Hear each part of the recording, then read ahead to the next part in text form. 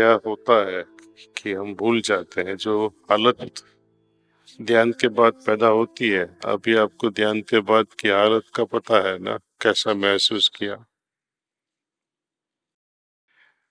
तो उसको पकड़े रखना है, एक आदत बनानी है। ध्यान के बाद आंख तुरंत मत खोल देना। हमारे गुरुजी महाराज कहते थे कि ध्यान के बाद जितना समय बैठ सको, 4 मिनट 5 मिनट, झुकी हुई आंखों से ईश्वर की याद में बैठे रहो और जो हालत अंदर पैदा हुई है उसके साथ एक मई लाओ और संकल्प करके उठो कि ये हालत पूरे दिन बनी रहेगी। बाद में आपको जैसे जैसे एक्सपर्टीज या अनुभव होता रहेगा तो जो हालत बनी थी उससे भी आगे बढ़ाने की हम दिन में कोशिश करते हैं अपनी खुली आंखों से। जैसे मैं मेनी इयर्स मैं फार्मास्यूटिकल बिजनेस में रहा हूँ। सुबह ध्यान कर निकल जाए, कार में कभी कभी लेक्चर्स लगा देता था हमारे गुरुजनों के, या कुछ ऑडियो बुक्स लगा देता था। उससे भी 1-2 घंटा ट्रैवल्स में मन उसमें लगा रहता है ऐसे। बाद में ऑफिस में जाते हैं तो काम शुरू करें उसके पहले 1 मिनट के लिए आंख बंद कर लो। आधा घंटा करने की जरूरत नहीं है, आधा मिनट भी चलेगा। अपनी जो सुबह की हालत थी उसको रिकॉल कीजिए आप, एंड देन काम शुरू कीजिए।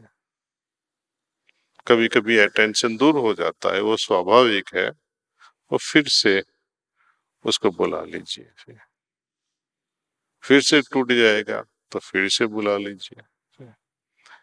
जैसे बच्चा को हम साइकिल सिखाते हैं ना, छोटे बच्चों को कैसी साइकिल लाते हैं, पहले तो 4 व्हील वाली लाते हैं, बाद में 2 व्हील निकाल देते हैं, बाद में उसको पकड़ के चलवाते हैं, बाद में वो सिर्फ 2 ही व्हील पे चलता है, वो चलाता रहता है। बाद में दोस्तों के साथ स्कूल जाता है साइकिल पे ही, हाथ भी छोड़ देता है, गाना भी गाता है, अगल बगल देखता है, ट्रैफिक भी देखता है, लेकिन उसका पैडल तो चलता रहेगा।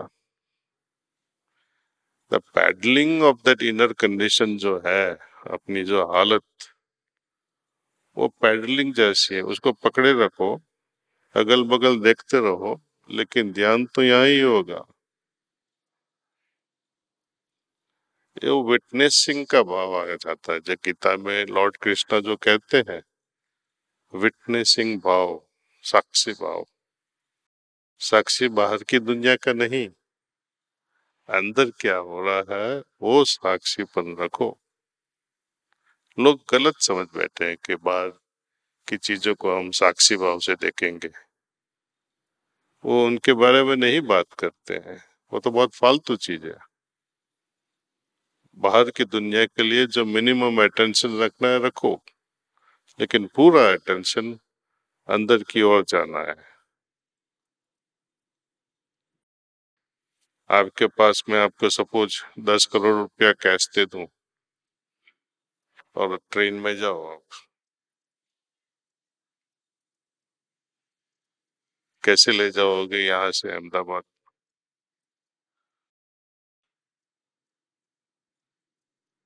अकेले ही हो तो आपके साथ और कोई नहीं है, टॉयलेट भी नहीं जाओगे आप। क्यों? 10 करोड़ है बैग में, उससे हट, उसकी आंखों से भी उसको हटने नहीं देंगे आप। तो जिसकी वैल्यू है ना, उसके लिए हम मर मिटने के लिए तैयार है। तो वी हैव टू अप्रिशिएट, इज्जत रखो। ईश्वर की जो देन है ध्यान में होती है, उसकी इज्जत रखो। वैल्यू नहीं हुए ठीक है, एटलीस्ट इज्जत तो रखो। खो जाए कोई बात नहीं, फिर से रिकॉल कर दीजिए, आ जाता है। एक दूसरा एग्जांपल देता हूं मैं। जैसे हम नए नए कंक्रीट लगाते हैं ना,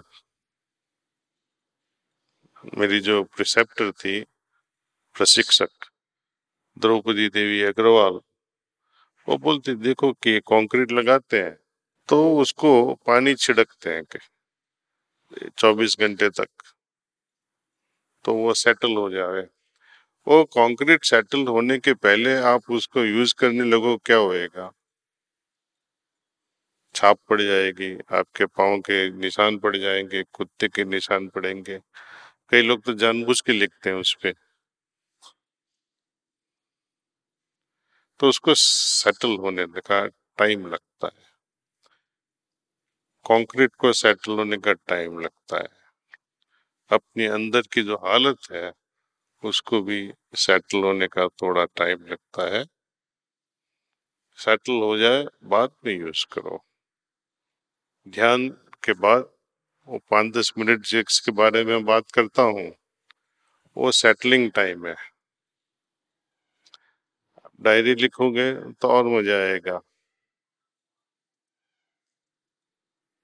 और जब चाय पीते हो ध्यान के बाद या ब्रेकफास्ट लेते हो, तो ईश्वर की याद में सात्विक भाव से लोगे तो हालत और ज्यादा अंदर रहेगी। ध्यान खत्म हुआ, ऑफिस जाना है, धड़ाधड़ बीबी को बोला अभी तक चाय क्यों नहीं आई? इतना ही बोलोगे और आपकी हालत गई।